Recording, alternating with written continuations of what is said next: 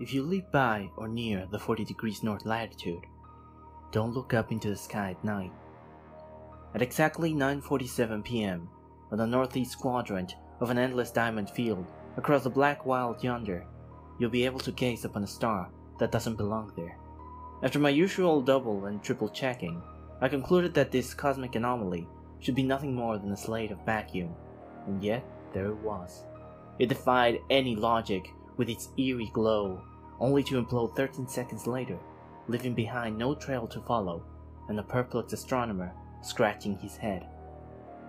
Naturally, I should have reported this, but I was afraid those fame-hungry hounds at Lincoln University would strip me of any credit for such a peculiar sky phenomenon. Even as a young boy playing with my makeshift telescope made out of a Coke can and a magnifying glass, I dreamt about deciphering the inner machinations of the universe. For an astronomer, having any celestial body named after oneself is pretty much the peak of their career. After countless hours of droning on my telescope, I was finally at the brink of a breakthrough, or so I thought. The star shone with unbridled ferocity. It dwarfed the other stars around it with its pulsing psychedelic purple flare arcs.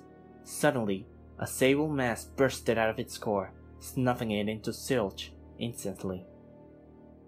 I scoured the rest of the quadrant trying to find a trace of the mysterious event. Nothing. I sat there, at the edge of rural Nebraska, the only decent place to have a serious field astronomical assessment, struggling to make sense out of any of this. A small chuckle escaped out of me. So close, and yet so far. I continued my futile search for 5 more hours. A cool summer breeze blew through the dark field, swaying the tall lush of wheat with an almost motherly gentleness. At about 3 a.m., I decided to pack my telescope and swallow my pride. I had lost the battle, but not the war. I scribbled down my location on my painfully outdated map, and I walked back to the bus station a couple of miles south. A call startled my stroll. I dug my phone out of my front pocket. Gerald Woods, or as I like to call him, the herald of bad news, decided to call me at 3:49 a.m. "Where the hell are you, man? Dean Richards is looking all over for you. Please tell me you didn't leave your post." I can't say I'm particularly proud of abandoning my duties as a researcher, but if there was anything worth lying about, this was it. So I kept digging myself into a bigger hole. "What? No, man. I just had to run a quick errand. I'll be there in no time," I replied. "Well, hurry it up, or else Richards is gonna want to have your head on a pike." On my way back, I took my query to Google in hopes of finding anything even remotely familiar to what I had witnessed, but I arrived at the observatory with nothing to show but a couple of wheat straws stuck on my jacket and a questionable story that I was not ready to talk about just yet. Dean Richards was awaiting outside the observatory. Stanley Richards wore his usual brown sweater with the embroidered Lincoln University on it, and his traditional scowl which he was seldom seen without. One of his eyebrows plucked upward at the sight of me. "What is the meaning of this?" "Sir, I can explain." "Nonsense! You abandoned your post. You know how important our research is right now. The committee is visiting next week for budget funding." "I'm sorry, Dean." "Sorry doesn't cut it, Mr. Colt. You are a brilliant astronomer, but your irresponsible behavior." Richards fixed his auburn mane. He took a deep breath, the largest I've ever seen him take, and then stared straight into my eyes. "You're fired." I tried to retort, but only empty air and a bit of shame came out of my lips. 1,000 thoughts rushed into my brain. It was a clutter, a hurricane of ideas. They rode too fast and too violently to focus on any of them. They barely even mattered. When I came back from the maelstrom inside my little crazy head, Dean Richards was long gone, and only the sound of students, teachers, and faculty workers going around their business surrounded me. I walked out of the campus, trying to avoid any judgmental glares from my coworkers and students. I was not the first one Dean Richards had fired in public, and I bet I wouldn't be the last. Eventually, it hit me. I was free. For the first time in God knows how many years, I could do anything I wanted. A nudge from the responsible side of my brain urged me to assess the situation. I was jobless, and without a job, I would be homeless in a matter of weeks. But freedom tasted so damn good for a change. I opened a Michelob Ultra and a bottle of Karat when I arrived at my apartment. After the third round of the Michelob Karat combo, the room started to bend and warp.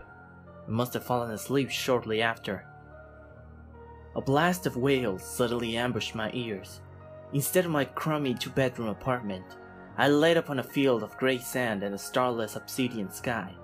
A second wave of ghoulish cries thundered across the monochromatic landscape. As the howling continued, I realized no vocal cords from man or beast could make such acoustic aberrations. They carried a palpable, malevolent bliss. When the third wave came, I was certain these were the sounds of hell, or perhaps something far worse than hell, if such a thing even existed. I spotted a river of unnatural black water. I could not see anything farther than my own reflection on the flowing stream. Being the only landmark I could hold onto, I followed it. After walking 2 miles downstream, the river died on an ocean of the same mysterious black fluid. A new concert of shrieks began. Hundreds of severed heads emerged from the black ocean and floated away into the sky, some screaming in agony, others laughing in a macabre pitch. Their faces were a mangle of malformation and appendages. I could not decide what was worse, their gruesome appearance or their horrific yelps. The head soared about 20 feet before exploding abruptly into bits. A thick cloud of flesh, bone, and gut rained down in the black waters. The whole process would repeat itself 5 minutes later and 5 minutes after that. I wanted to look away, but I found myself mesmerized by the grisly spectacle. A sharp pain on my ankle snapped me out of my trance. A pale, slender tendril that had probably slithered out of the sand furiously squeezed my left ankle. The more it clamped itself around me, the more I could feel its tiny needle-like thorns sinking into my skin. Without giving it any thought, I jerked my leg, slashing my ankle open and away from the probing tentacle. It retreated into the sand, vanishing under a vast silver grains. A roar boomed out of the ocean, followed by the sky radiating this odd and yet familiar, pulsing violet afterglow. A splitting pain overtook my body. A figure, a blur of white, appeared at the edge of the ocean. Its delicate silhouette reminded me of a woman, and for some strange reason, the name Amanda was whispered, subtly, constantly, into my ears. Amanda! I called out. Her features became more pronounced and solid. Her head turned to both sides, as if she was looking for someone. 2 pale tentacles protruded from the water and tried to envelop her, but they couldn't. It's difficult to explain, but they struggled to pin her down, as if she was not completely there, not solid enough for them to seize her. Amanda! Amanda! As I saw one of the tentacles grasp her arm, the world flipped on me. My eyes opened again, this time back in my apartment. I was covered in a layer of cold sweat, which had almost made a puddle under my sheets. I took in a big gush of air and climbed off my bed. A rumble in my gut dictated my next step. There was an Arby's within walking distance from my place. As I reached the front knob of my apartment building, half of me expected to see that hellish desert once I opened the door. The other half was right. It was just a calm, warm afternoon in Lincoln. My fear slowly thawed away by the soothing summer sunlight. Small tides of people strode through the sidewalk. Busy businessmen gawking at their wristwatches, probably realizing they're late.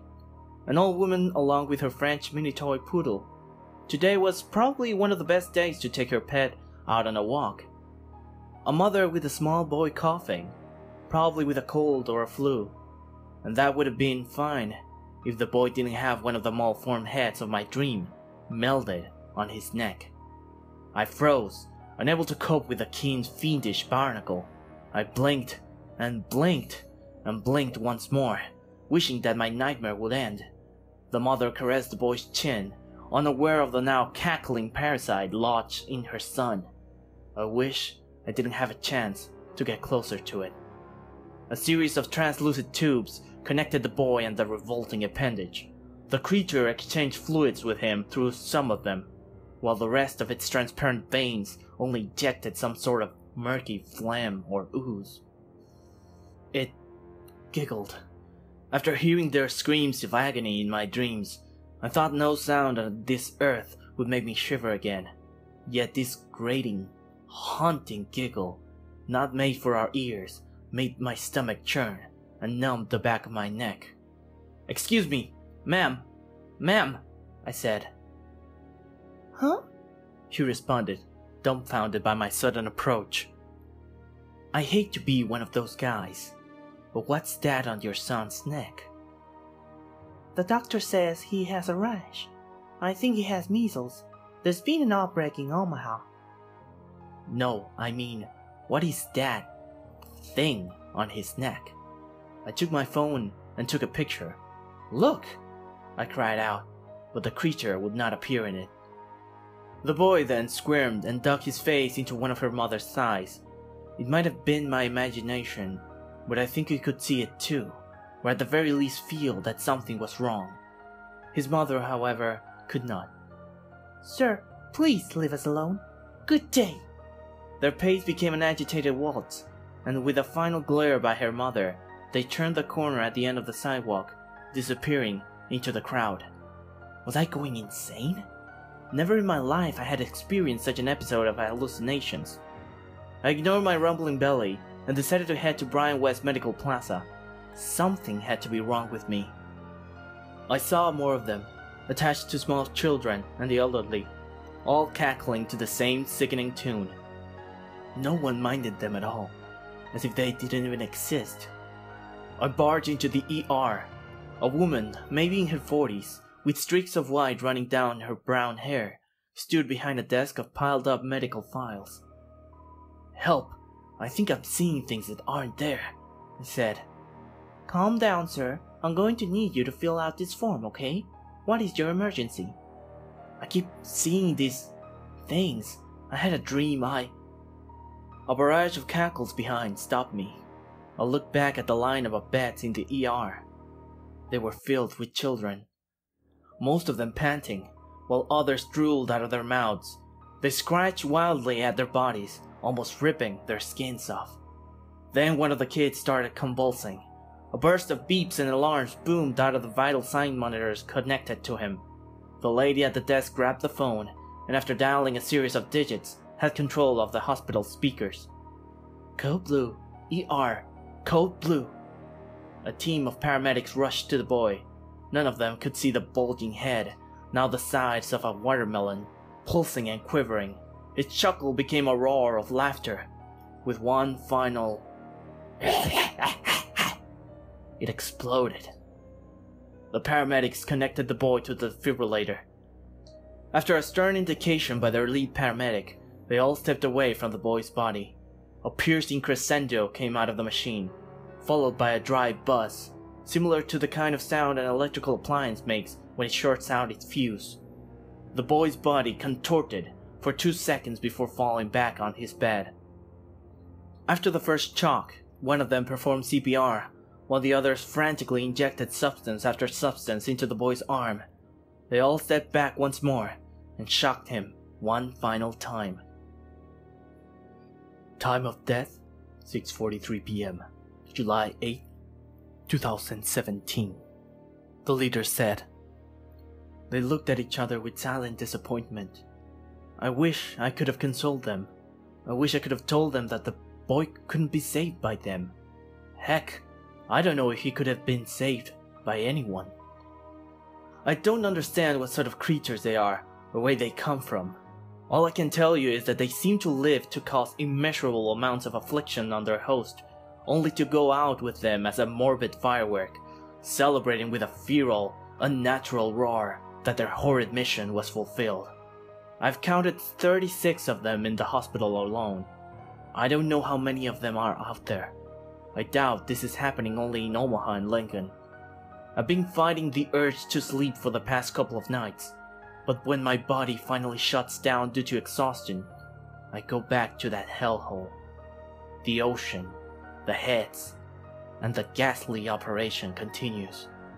I could have sworn I saw the head of that boy that died on the ER yesterday float out of the dark water. Google may not have the answer to everything, but I found Amanda. Amanda Lurkins was here. It's a 12-hour ride to Marfa. I can only hope she still lives there.